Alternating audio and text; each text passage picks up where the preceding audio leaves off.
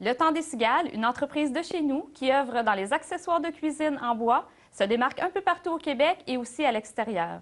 Nous avons rencontré Olivier Doré, ébéniste et propriétaire. On a toute une gamme d'accessoires, autant au niveau de la préparation qu'au niveau du service. Donc, ça part de la fameuse planche à découper en bois. Ça va aux planchettes de service, des bols à salade, puis des trucs auxquels on s'attend un peu moins, comme par exemple des assiettes carrément en bois, des assiettes de service. On fait des spatules, on fait des cuillères à salade, on fait toute une gamme d'accessoires de cuisine en bois. Et qui crée ces pièces? C'est moi, beaucoup. C'est Mathieu qui travaille avec moi aussi. C'est souvent un mélange de nos deux inspirations qui finissent par donner naissance à un objet. C'est des gens autour de nous aussi. On a un produit, notre produit vedette là, ces temps-ci, qui est une idée de ma mère, qui s'appelle Monique, qui m'a dit, Olivier, il faut que tu fabriques un objet qui va nous permettre de prendre les légumes qu'on vient de couper sur notre planche à découper pour les amener dans un chaudron ou les amener dans une poêle à frire ou peu importe, pour ne pas être obligé de transporter la grosse planche à découper. Donc ça, on l'appelait la Monique à légumes en l'honneur de ma mère parce que ça, c'est vraiment son idée à elle. Et au niveau de la production, comment vous faites vos pièces? Bien, c'est un long processus. C'est des techniques d'ébénisterie. On est ébéniste en partant. Moi, ma formation, c'est vraiment pour faire des meubles. Fait qu'on part de ces techniques-là d'ébénisterie. Et à partir de là, bien, c'est de l'invention. C'est ce qu'on aime aussi. C'est qu'on part d'une idée, puis on en vient à un produit fini. Souvent, c'est très long, le processus entre les deux. Entre le moment où on a une idée, puis le moment où le produit il est vendable, il est intéressant, il est aussi un produit aussi qu'on peut produire assez rapidement pour être capable de le vendre à un prix qui est juste, pour pas arriver avec des prix qui n'ont aucun sens. Et est-ce que vous faites des fois des commandes spéciales? Tout à fait. On fait régulièrement des planches à découper sur mesure, des gens qui ont des comptoirs un peu spéciaux ou des gens qui ont des très, très, très grands comptoirs et qui veulent avoir une surface en bois. Oui, ça, on le fait. On fait encore aussi des meubles. Comme je disais tantôt, on est ébéniste en partant.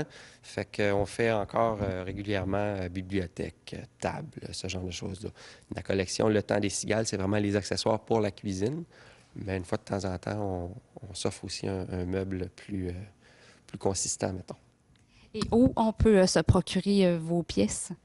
Chez vous, tout simplement, dans votre cuisine, dans votre salon, dans votre bureau, vous ouvrez votre ordinateur, ça prend à peu près 4 ou 5 minutes, c'est commandé, puis 2-3 jours après, c'est rendu chez vous, règle générale. Des fois, c'est un petit peu plus long, dépendamment de la période, mais règle générale, en dedans d'une semaine maximum, le produit est rendu chez vous. Donc, c'est très, très, très facile. Fait qu'à Noël, au lieu de courir les magasins, faire la file, attendre, puis pour finalement se faire dire « Ah, je ne l'ai plus, je peux vous le commander », bien, vous restez chez vous confortablement, vous faites un petit café, puis vous faites toute votre commande de Noël. C'est facile. Tout le monde aime cuisiner aujourd'hui. Les gars, les filles, les vieux, les jeunes, tout le monde aime cuisiner. Fait que c'est facile sur notre site. C'est sûr, vous allez trouver quelque chose qui peut convenir à la plupart des gens que vous avez sur votre liste de cadeaux de Noël à faire. Est-ce que vous vous illustrez un peu en dehors du Québec? On fait à chaque année 2 salons à Toronto, un au printemps, puis un petit peu avant les fêtes. Ça fonctionne très, très bien. Les gens de Toronto adorent ce qu'on fait. Donc, Puis forcément, bien, en ayant participé à des salons comme ça, on a été remarqué par des boutiques de Toronto principalement, mais aussi d'autres petites villes en Ontario. Fait qu'on a nos produits dans quelques boutiques en Ontario. Et hors Québec, bien, il y a les boutiques Williams-Sonoma qui sont une grosse chaîne américaine dans l'accessoire de cuisine et la décoration qui vendent aussi certains de nos produits dans leurs boutiques aux États-Unis. Cette semaine, à la Chronique Cinéma, on va du côté des films d'action de série B avec le film Ennemi à abattre. Ennemi à abattre, version française de Enemies Closer, c'est réalisé par Peter Hyams, écrit par Eric et James Bromberg. La distribution est composée de Jean-Claude Van Damme, Tom Everett Scott, Orlando Jones, Lindsay Cocker et Chris Van Damme. Ennemi à abattre raconte l'histoire d'Henry, un ancien soldat devenu garde forestier et poursuivi par de dangereux trafiquants de drogue à la recherche de leur cargaison disparue. Traqué à travers une immense forêt et sans communication avec le monde extérieur, Henry y retrouve Clay, un homme sorti de son passé et décidé à l'abattre. Les deux ennemis devront faire un choix, se faire assassiner par un cartel impitoyable ou mettre de côté leurs différences, unir leurs forces et survivre. On pourrait penser que Jean-Claude Van Damme est la vedette principale de ce film en raison de la belle affiche, mais détrompez-vous, Ennemi à abattre est une tentative futile de relancer les carrières de Tom Everett Scott et Orlando Jones, deux acteurs qui ont connu leur moment de gloire au début des années 2000. Deux acteurs très mal choisis. Tom Everett Scott n'a pas du tout le physique de l'emploi et sa performance était minable. Orlando Jones fait son possible, mais on s'aperçoit rapidement que c'est un acteur limité. Jean-Claude Van Damme ici incarne le méchant du film. Sa performance était plutôt particulière, un mélange entre la folie et la nonchalance. Ça m'a quelque peu charmé, mais il avait l'air vraiment ridicule avec sa perruque blonde.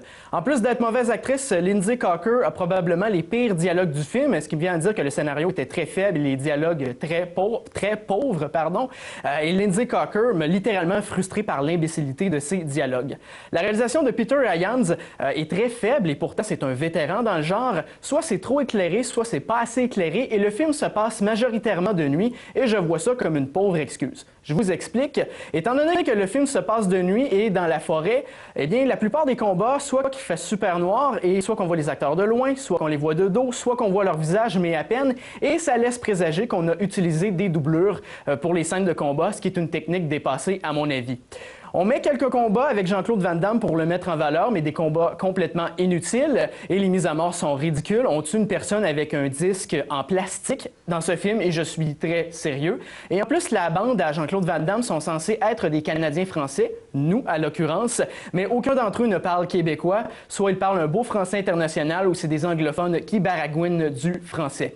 Je ne vais pas vous en dire plus, vous avez compris que Ennemi à abattre est un très mauvais film que je vous déconseille et réécoutez s'il vous plaît vos vieux Jean-Claude Van Damme. Ennemi à abattre se mérite un 3 sur 10.